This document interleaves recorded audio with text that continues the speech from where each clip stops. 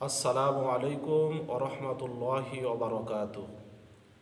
নাহমাদুহু ওয়া নুসাল্লি আলা রাসূলিহিল কারীম। ফাআউযু বিল্লাহি মিনাশ শাইতানির রাজীম। বিসমিল্লাহির রহমানির রহিম। ইন্না আনজালনা ইলাইকাল কিতাবা বিল হক ফা'বুদিল্লাহা মুখলিসাল লাহুদ্দিন। সাদাকাল্লাহুল আযীম। সুপ্রিয় দর্শক, আজকে আমরা ইখলাস সম্পর্কে সংক্ষিপ্ত আলোচনা করব ইনশাআল্লাহ। ইখলাস এটি আরবি শব্দ। এর শাব্দিক অর্থ সততা, নিষ্ঠা, আন্তরিকতা। পরিভাষায় আল্লাহর সন্তুষ্টির জন্য ইবাদত করাকেই ইখলাস বলা হয়। ইখলাসের গুরুত্ব ইবাদতের ক্ষেত্রে অপরিসীম। যেহেতু ইবাদতের রূহ হলো ইখলাস। রূহ ছাড়া যেভাবে একটি দেহ সচল থাকতে পারে না, তদ্রূপভাবে ইবাদতের ভেতরে ইখলাস না থাকলেও ইবাদত এটি আল্লাহর কাছে গৃহীত হয় না। সুতরাং ইবাদতকে সচল রাখা, ইবাদতকে আল্লাহ তাআলার কাছে গৃহীত করার লক্ষ্যে ইবাদতে ইখলাস সৃষ্টি করা আমাদের প্রত্যেকের জন্য অপরিহার্য। আল্লাহ পাক রব্বুল আলামিন কোরআনুল কারীমের সূরাতুজ জুমারের 2 নম্বর আয়াতে ইরশাদ করেন, ইন্না আনজালনা ইলাইকাল কিতাবা বিল হক ফা'বুদিল্লাহা মুখলিসাল লাহুদ্দিন। হে রাসূল, নিশ্চয় আমি আপনাকে কিতাব দান করেছি, কোরআনুল কারীম দান করেছি। সুতরাং আপনি দ্বীনে একানিষ্ঠ হয়ে ইবাদত করেন। এভাবে আল্লাহ পাক রব্বুল আলামিন ইবাদতের ক্ষেত্রে দ্বীনে একানিষ্ঠ হওয়া অর্থাৎ ইখলাস তৈরি করার জন্য নির্দেশ প্রদান করেছেন। আল্লাহ পাক রব্বুল আলামিন সূরাতুজ জুমারের 11 নম্বর আয়াতে ইরশাদ করেন, উল ইন্নী উমিরতু আন আ'বুদাল্লাহা মুখলিসাল লাহুদ্দিন। হে রাসূল, আপনি ঘোষণা দেন, আল্লাহ তাআলা আমাকে আদেশ করেছেন আমি যেন দ্বীনে একানিষ্ঠ হয়ে অর্থাৎ ইখলাসের সাথে আমল করি।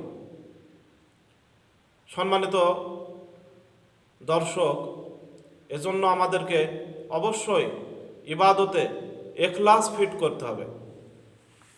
ইখলাস হলো আল্লাহ তাআলার তরফ থেকে এমন একটি আদেশের নাম যেটি ইবাদতকে আল্লাহ তাআলার কাছে গৃহীত করার একটি গুরুত্বপূর্ণ মাধ্যম, এবং এটি এমন একটি বিধান যেটি বাহ্যিকভাবে প্রকাশ করা যায় না, আভ্যন্তরীণ বিষয়, অন্তরের সাথে সম্পর্কিত। রাসূলুল্লাহ সাল্লাল্লাহু আলাইহি ওয়াসাল্লাম তিনি সকল ক্ষেত্রেই ইখলাস ফিট করেছিলেন এবং তিনি আমাদেরকেও শিক্ষা দান করেছেন। মহান আল্লাহ পাক রব্বুল আলামিন যে নির্দেশনা দান করেছেন, সেই নির্দেশনার আলোকে আল্লাহ তাআলা রাসূলুল্লাহ সাল্লাল্লাহু আলাইহি ওয়াসাল্লামকে বলেছেন, উল ইন্না সলাতি ওয়া নুসুকি ওয়া মাহইয়ায়া ওয়া মামাতি লিল্লাহি রাব্বিল আলামিন। হে রাসূল, আপনি ঘোষণা করেন, নিশ্চয় আমার সালাত, আমার কুরবানি, আমার জীবন এবং আমার মরণ সমস্ত কিছু বিশ্বজাহানের প্রতিপালক আল্লাহ রব্বুল আলামিনের জন্য। সম্মানিত হাজিরিন, এভাবে আল্লাহ তাআলা আমাদেরকে ইবাদতে ইখলাস ফিট করার নির্দেশনা দান করেছেন। সকল ক্ষেত্রেই আমাদের ইবাদতে ইখলাস থাকা অপরিহার্য। আল্লাহ পাক রব্বুল আলামিন ইখলাসের যে বিধান ব্যাপকভাবে দান করেছেন, এটি সূরা বাইয়িনার 5 নম্বর আয়াত পাঠ করার মাধ্যমে আমরা জানতে পারি। আল্লাহ তাআলা বলেন, ওমা উমিরু ইল্লা লিয়াবুদুল্লাহা মুখলিসিনা লাহুদ্দিন। তাদেরকে নির্দেশ দেওয়া হয়েছে, তারা এ বিষয়ে আদেশপ্রাপ্ত হয়েছে যে তারা শুধুমাত্র দিনে একানিষ্ঠ হয়ে অর্থাৎ ইখলাসের সাথে ইবাদত করবে। সুতরাং আমার আপনার সকলের জন্য জরুরি হলো ইবাদতে ইখলাস ফিট করা। রাসূলুল্লাহ সাল্লাল্লাহু আলাইহি ওয়াসাল্লাম আমাদেরকে ইখলাসের ব্যাপারে এভাবে গুরুত্ব প্রদান করেছেন যে বার্ষিক ইবাদতগুলি যেন অবশ্যই আমরা ইখলাসের সাথে করি। রাসূলুল্লাহ সাল্লাল্লাহু আলাইহি ওয়াসাল্লামের ভাষায়, ইন্নাল্লাহা লা ইয়ানজুরু ইলা সুওয়ারিকুম ওয়া আমওয়ালিকুম ওয়ালাকিন ইয়ানজুরু ইলা কুলুবিকুম ওয়া আমালিকুম। নিশ্চয় আল্লাহ তাআলা তোমাদের বাহ্যিক বিষয়গুলির প্রতি লক্ষ্য করেন না, তোমাদের সম্পদের প্রতি লক্ষ্য করেন না, তোমাদের বাহ্যিক বস্তুগুলির প্রতি লক্ষ্য করেন না, বরং তিনি তোমাদের অন্তরকে লক্ষ্য করেন, অন্তরের প্রতি লক্ষ্য করেন তোমরা কিভাবে ইবাদত বন্দেগী করে থাকো।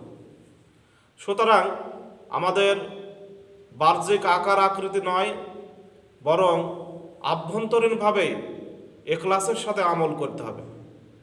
সম্মানিত হাজিরিন, ইখলাস এটি আমাদের এমন একটি প্রয়োজনীয় বিষয় যেটির মাধ্যমে আমরা সকলেই ইবাদতের ক্ষেত্রে পরিপূর্ণ সফলতা লাভ করতে পারব।